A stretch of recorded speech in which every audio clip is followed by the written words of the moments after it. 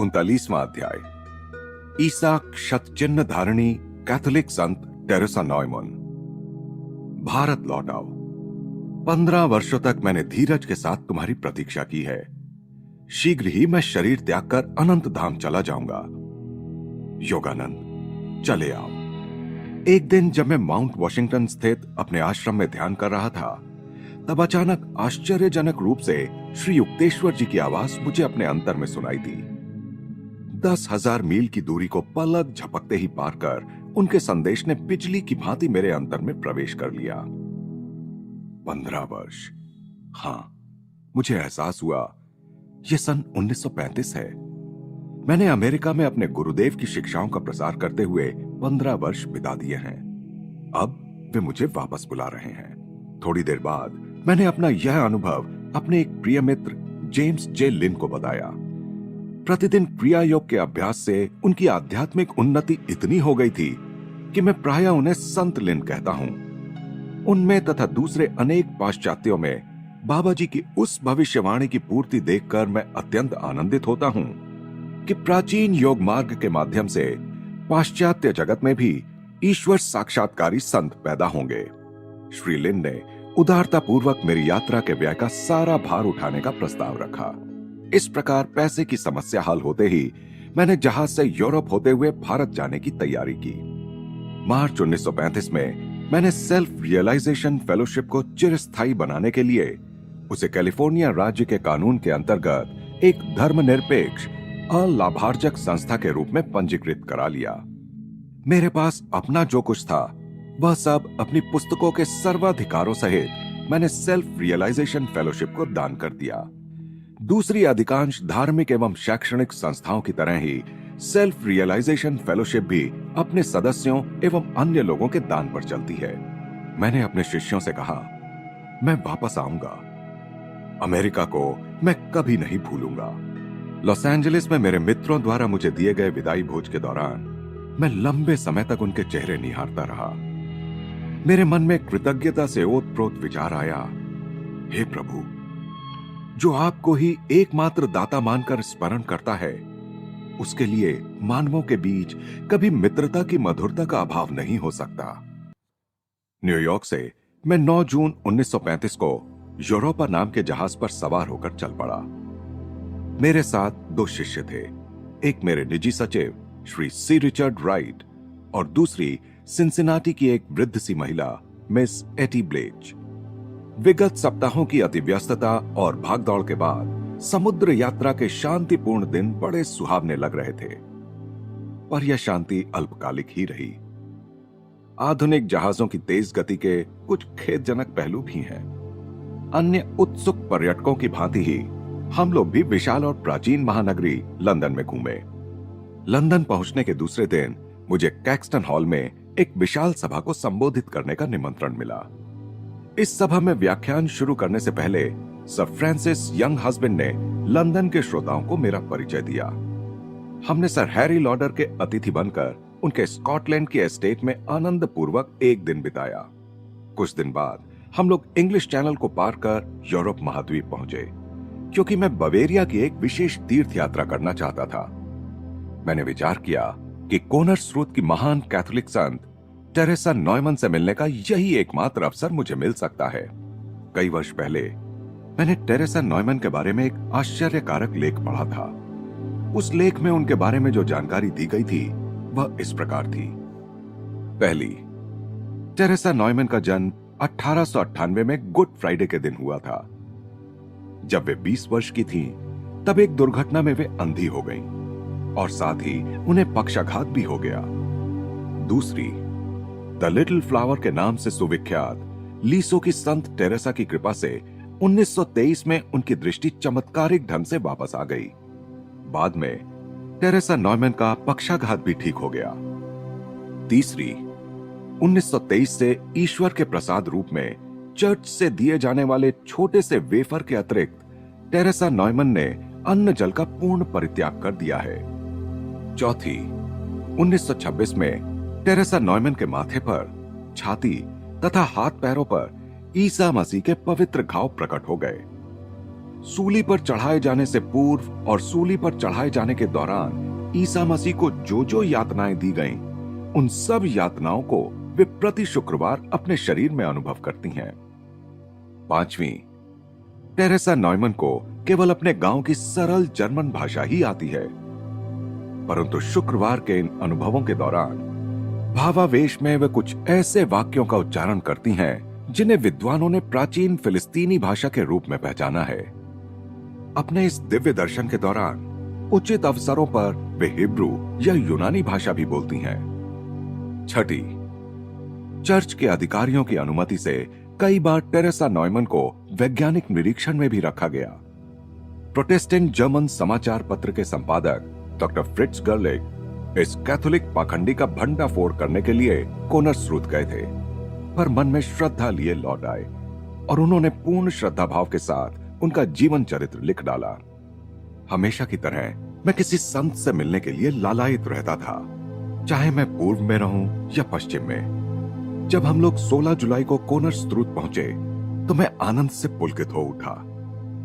बवेरियाई किसानों को हमारी फोर्ड कार, इसे हम लोग अमेरिका से अपने साथ लाए थे, और उसमें बैठे अलग अलग प्रकार के लोगों, एक युवा अमेरिकन पुरुष, एक प्रौढ़ महिला और कोट के कॉलर के नीचे अपने लंबे केशों को दबाए एक श्यामवर्णी भारतीय को देखकर काफी कुतूहल हो रहा था। टेरेसा नॉयमन का घर साफ सुथरा था। घर के पास ही स्थित पुराने कुएं के पास सुंदर सुंदर फूल खिले हुए थे, परंतु अफसोस, घर बंद और सुनसान था। पड़ोसियों और उस समय पास से गुजर रहे पोस्टमैन को भी कोई जानकारी नहीं थी। इतने में वर्षा भी होने लगी। मेरे साथियों ने लौट चलने की राय दी। नहीं, मैंने दृढ़ता के साथ कहा, जब तक टेरेसा नॉयमन के पास पहुंचने का कोई ना कोई सूत्र मेरे हाथ नहीं लगता, मैं यहां से हिलने वाला नहीं। 2 घंटे बाद भी हम उस घोर वर्षा के बीच अपनी कार में ही बैठे रहे। मैंने शिकायत भरा निश्वास छोड़ते हुए कहा, भगवान, यदि उन्हें यहां नहीं होना था तो आप मुझे यहां तक लाए ही क्यों? इतने में एक अंग्रेजी भाषी व्यक्ति हमारे पास आकर खड़ा हो गया। उसने नम्रता पूर्वक अपनी सहायता प्रदान की। उसने कहा, मैं निश्चित तो नहीं जानता कि टेरेसा नॉयमन कहां है, परंतु वे प्रायः ही यहां से 80 मील दूर आइकस्टाट विश्वविद्यालय में वहां के विदेशी भाषाओं के प्रोफेसर फ्रांस वुड्स से मिलने जाती हैं। दूसरे दिन सुबह हम लोग कार से छोटे से शांत नगर आइकस्टाट में जा पहुंचे। डॉक्टर वुड्स ने प्रेम पूर्वक अपने घर में हमारा स्वागत किया। हाँ, टेरेसा नॉयमन यही है। उन्होंने टेरेसा नॉयमन के पास संदेश भेजा कि कोई उनसे मिलने आए हैं। संदेश ले जाने वाला शीघ्र ही उनके उत्तर के साथ वापस आया। यूं तो बिशप ने मुझे उनकी अनुमति के बिना किसी से मिलने के लिए मना किया है, परंतु भारत के इस संत से मैं अवश्य मिलूंगी। उनके इन शब्दों ने मेरे हृदय को छू लिया। डॉक्टर वुड्स के पीछे पीछे मैं सीढ़ियां चढ़कर ऊपर के बैठक खाने में गया। टेरेसा नॉयमन तुरंत ही वहां आ गईं। उनसे शांति और आनंद निश्रित हो रहा था। उन्होंने काला गाउन और सफेद मस्तकावरण धारण कर रखा था। उनकी आयु इस समय 37 वर्ष की थी, परंतु वे उससे काफी कम उम्र की दिख रही थीं। उनके चेहरे पर एक शिशु सुलभ मोहकता और उत्फुल्लता झलक रही थी। स्वस्थ सुगठित शरीर, गुलाबी गाल और आनंदी स्वभाव। और यह वो संत है जो सदा निराहार रहती हैं। टेरेसा नॉयमन ने अत्यंत सौम्यता के साथ मुझसे हाथ मिलाया। एक दूसरे को ईश्वर प्रेमी के रूप में पहचानते हुए हम दोनों के मुखों पर मौन मिलन की मृदु मुस्कान खेल रही थी। डॉक्टर वुड्स ने कृपा पूर्वक दुभाषिए का काम किया। जब हम लोग बैठ गए तो मेरे ध्यान में आया कि टेरेसा नॉयमन कुतूहल के साथ अपनी भोली भाली नजर से मुझे देख रही थी। स्पष्ट था कि बवेरिया में हिंदू कभी कभी ही दिखाई देते थे। क्या आप कभी कुछ नहीं खाती?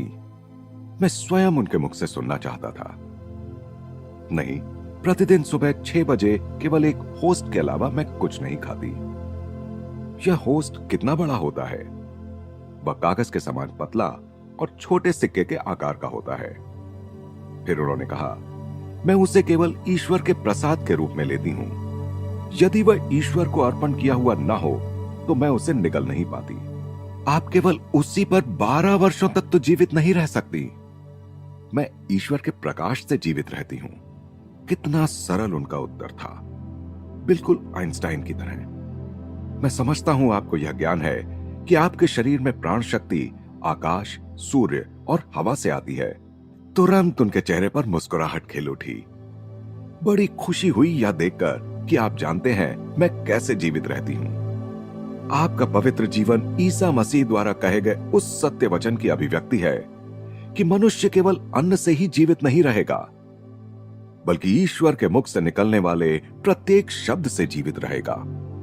मेरे इस स्पष्टीकरण से वे पुनः खुश हो गईं। सचमुच ऐसा ही है। आज इस पृथ्वी पर मेरे जीवित रहने का एक कारण यह सिद्ध करना भी है कि मनुष्य केवल अन्न से नहीं बल्कि ईश्वर के प्रकाश से जीवित रहता है। क्या आप दूसरों को भी अन्न के बिना जीवित रहना सिखा सकती हैं? ऐसा प्रतीत हुआ कि इस प्रश्न से उन्हें कुछ आघात सा लगा। मैं ऐसा नहीं कर सकती। ईश्वर की ऐसी इच्छा नहीं है।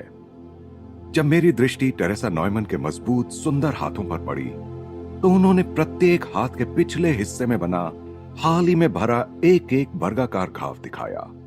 प्रत्येक हथेली पर भी हाल ही में भरा अर्धचंद्राकार घाव दिखाया। इनमें से प्रत्येक घाव हाथ के आर पार था। यह दृश्य देखकर मुझे लोहे की चौकोर लंबी लंबी कीलों का स्मरण हो आया, जिनका सिरा अर्धचंद्राकार होता है। इन कीलों का पौर्वात्य देशों में अभी भी उपयोग होता है, पर पश्चिम में कहीं मैंने ऐसी कीलें नहीं देखी।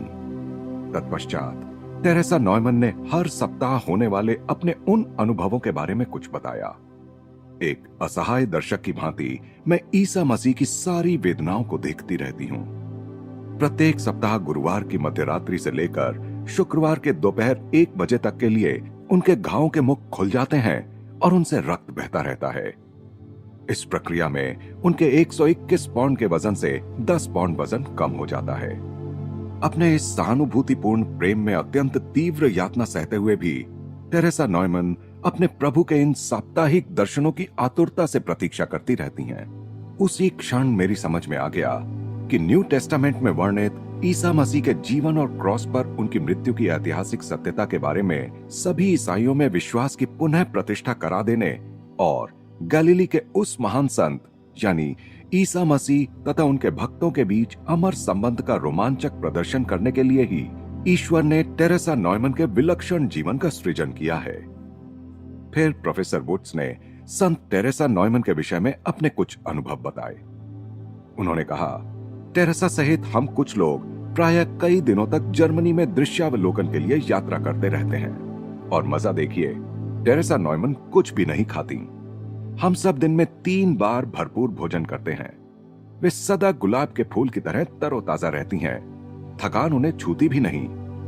हम बाकी लोगों को जब भूख लगती है तो हम रास्ते किनारे होटलों को ढूंढने लगते हैं और टेरेसा नॉयमन दिल खोलकर हंसती रहती हैं।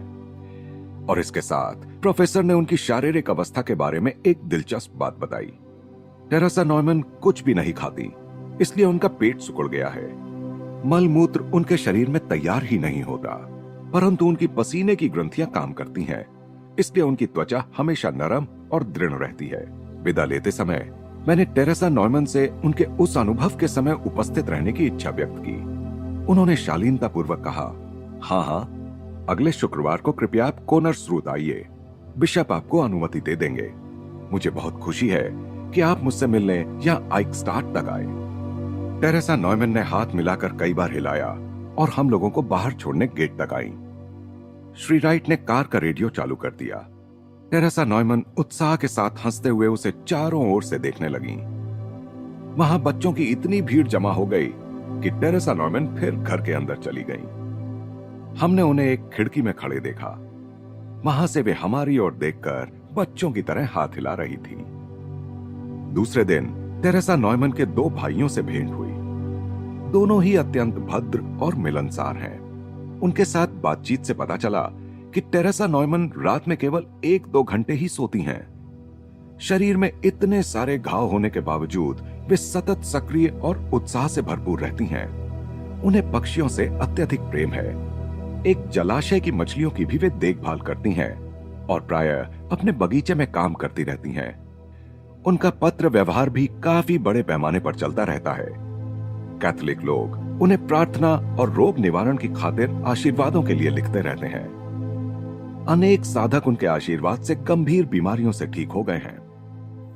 उनके 23 वर्षीय भाई फर्डिनांड ने बताया कि उनमें प्रार्थना के माध्यम से दूसरों के रोग अपने शरीर में लेकर भोगने की शक्ति है। एक बार टेरेसा नॉयमन के चर्च के एक आदमी को गले का कोई रोग हो गया था। वह पादरी बनने की तैयारी कर रहा था। उस समय टेरेसा नॉयमन ने प्रार्थना की कि उस युवक के गले का रोग उनके अपने गले में आ जाए। बस उसी समय से उन्होंने अन्न पानी छोड़ दिया है। शुक्रवार की दोपहर को हम लोग कार से बिशप के घर गए। बिशप महाशय ने मेरे लंबे बालों को कुछ विस्मय से देखा। उन्होंने तुरंत हमें आवश्यक अनुमति पत्र लिखकर दे दिया। इसके लिए कोई शुल्क नहीं था। चर्च ने यह जो नियम बना दिया था वह केवल टेरेसा नॉयमन को साधारण यात्रियों की भीड़ से बचाने के लिए था, क्योंकि आरंभ के वर्षों में दर्शक हजारों की संख्या में शुक्रवार को कोनर स्रूत में जमा हो जाते थे। हम कोनर स्रूत में शुक्रवार को सुबह करीब 9:30 बजे पहुंचे। मैंने देखा कि टेरेसा नॉयमन के घर की छत के कुछ हिस्से में शीशा लगा हुआ था ताकि उन्हें भरपूर प्रकाश उपलब्ध हो। यह देखकर हमें खुशी हुई कि इस बार घर का दरवाजा बंद नहीं था, बल्कि सहर्ष स्वागत करने के अंदाज में पूर्ण खुला था। हम लगभग 20 अन्य लोगों की कतार में खड़े हो गए। उन सब के पास भी अनुमति पत्र थे। कई तो उस भावावस्था को देखने के लिए बहुत दूर दूर से आए थे। प्रोफेसर के घर में मेरी पहली परीक्षा में टेरेसा नॉयमन उत्तीर्ण हो गई थी, क्योंकि उन्होंने अंतर्ज्ञान से जान लिया था कि मैं केवल कौतूहल की शांति के लिए नहीं बल्कि आध्यात्मिक कारणों से उन्हें देखना चाहता था। मेरी दूसरी परीक्षा इस बात से संबंधित थी कि सीढ़ियों से ऊपर उनके कमरे में जाने से पहले उनके मन में चल रहे विचार जानने के लिए और उनकी अंतर्दृष्टि को दिखने वाले दृश्य देख पाने के लिए मैंने एक यौगिक भावावस्था में प्रवेश कर लिया, जिससे उनके अंतर जगत के साथ मेरा संबंध जुड़ जाए। फिर मैंने उनके कमरे में प्रवेश किया जो दर्शकों से भरा हुआ था। टेरेसा नॉयमन एक पलंग पर सफेद परिधान में लेटी हुई थी। श्री राइट मेरे ठीक पीछे ही थे। कमरे का विलक्षण और भयंकर दृश्य देखकर मैं दरवाजे की चौखट के पास ही विस्मय चकित होकर खड़ा रह गया। टेरेसा नॉयमन की निचली पलकों से रक्त की लगभग 1 इंच चौड़ी धार लगातार बह रही थी। उनकी आंखें ऊपर की ओर उठकर ललाट के मध्य में स्थित आध्यात्मिक चक्षु पर लगी हुई थीं। उनके मस्तक पर लपेटा हुआ वस्त्र कांटों के ताज से हुए घावों से निकलने वाले रक्त से लथपथ हो गया था। उनके श्वेत परिधान पर हृदय के ऊपर लाल धब्बा बन गया था। यह रक्त उनके शरीर के बाएं तरफ हुए एक घाव से निकल रहा था, जिस स्थान पर युगों पूर्व ईसा मसीह के शरीर में सैनिक ने भाला चुभोया था। टेरेसा नॉयमन के दोनों हाथ मात्र करुणा के आग्रही भाव में ऊपर उठे हुए थे। उनके चेहरे पर यातना की छाया और दिव्य आभा दोनों दिखाई पड़ रही थी। उनका शरीर पहले से काफी दुबला दिखाई दे रहा था और वह आंतरिक तथा बाह्य कई प्रकार के सूक्ष्म परिवर्तनों से युक्त प्रतीत हो रहा था। वे धीरे धीरे किसी विदेशी भाषा में अस्पष्ट सा कुछ बोल रही थी। उनकी अतीन्द्रिय दृष्टि में दिखने वाले लोगों से वे किंचित कांपते होठों से बोल रही थीं। चूंकि मैंने पहले ही उनकी चेतना के साथ अपना अंतर संबंध जोड़ लिया था, अतः मुझे वह सब दिखाई देने लगा जो उन्हें दिख रहा था। वे ईसा मसीह को उनका उपहास करती भीड़ के बीच से लकड़ी का क्रॉस उठाए जाते देख रही थीं। अचानक व्याकुल होकर टेरेसा नॉयमन ने अपना सिर ऊपर उठाया, क्योंकि ईसा मसीह नीचे गिरकर क्रॉस के भारी वजन के नीचे दब गए थे। इसी के साथ वह दृश्य लुप्त हो गया।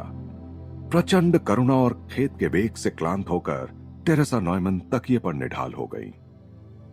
उसी समय मुझे अपने पीछे धड़ाम से कुछ गिरने की आवाज सुनाई दी।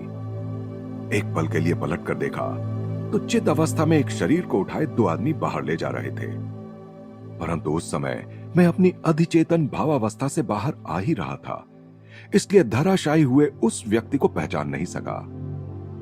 मैंने फिर से अपनी दृष्टि टेरेसा नॉयमन के चेहरे पर स्थिर की।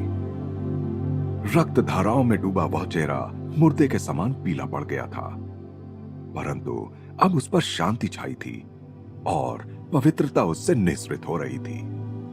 बाद में मैंने अपने पीछे की ओर दृष्टि दौड़ाई तो देखा कि श्री राइट अपने गाल पर हाथ दबाए खड़े थे और उनके गाल से रक्त निकल रहा था। मैंने चिंतित होकर पूछा, डिक, क्या तुम ही गिर पड़े थे? हाँ। वह भयावह दृश्य देखकर मुझे चक्कर आ गया था। मैंने सांत्वना देते हुए कहा, खैर, फिर से आकर वही दृश्य देखने का साहस तो तुम में है। और भी दर्शनार्थी हमारे पीछे कतार में खड़े थे। अतः श्री राइट और मैं मन ही मन टेरेसा नॉयमन से विदा लेकर उनकी उपस्थिति से पवित्र हुए उस स्थान से बाहर आ गए। दूसरे दिन हम लोग दक्षिण की ओर निकल पड़े। हमें इस बात की खुशी थी कि हमें ट्रेनों पर निर्भर नहीं रहना पड़ रहा था और हम गांव में जहां चाहे अपनी फोर्ड कार रोक सकते थे। जर्मनी, हॉलैंड, फ्रांस तथा स्विट्जरलैंड के एल्प्स पर्वतों की यात्रा करते हुए हमने यात्रा के एक एक पल का पूरा पूरा आनंद लिया। इटली में हम लोग विनम्रता की साक्षात मूर्ति असीसी के सेंट फ्रांसिस का दर्शन करने के लिए विशेष रूप से गए। हमारी यूरोप यात्रा यूनान में आकर समाप्त हुई। यूनान में हम लोगों ने एथेनियन मंदिरों के दर्शन किए और वह कारागार भी देखा जहां सुकरात ने विषपान किया था। यहां प्राचीन यूनानियों ने जिस प्रकार हर कहीं सफेद पत्थर में कलाकृति करते हुए अपनी अद्भुत कल्पनाओं को साकार रूप दिया है, उसे देखकर मन उनकी प्रशंसा किए बिना नहीं रह सकता। यूनान से हम लोग जहाज पर सवार हुए और भूमध्य सागर को पार कर फिलिस्तीन में उतर गए। उस पवित्र भूमि में कई दिनों तक रोज भ्रमण करके तीर्थ यात्रा के महत्व का मुझे और भी अधिक एहसास हो गया। सूक्ष्मग्राही हृदय के लिए फिलिस्तीन में ईसा की महिमा सर्वत्र व्याप्त है। मैंने श्रद्धा भाव से ईसा मसीह के साथ बेथलहेम, गतसमनी, कैलवरी, पवित्र माउंट ऑफ ओलिव्स की पदयात्रा की तथा जॉर्डन नदी एवं गैलीली के समुद्र तटों पर घूमा। जहां ईसा का जन्म हुआ था वह नांद, जोसेफ की बढ़ई की दुकान, लाजरस की कब्र, मार्था और मेरी का घर, ईसा के अंतिम भोज का कमरा, इन स्थानों के भी हम लोगों ने दर्शन किए। वह प्राचीन काल सजीव हो उठा। युग युगांतर के लिए ईसा मसीह द्वारा वहां अभिनीत किए गए दिव्य नाटक के दृश्य पर दृश्य मेरी दृष्टि के सामने प्रकट होने लगे। अब मिस्र, उसका आधुनिक शहर कायरो और प्राचीन पिरामिडों को हमने देखा। फिर जहाज से लाल सागर को पार करते हुए विशाल अरब सागर में और सीधे भारत।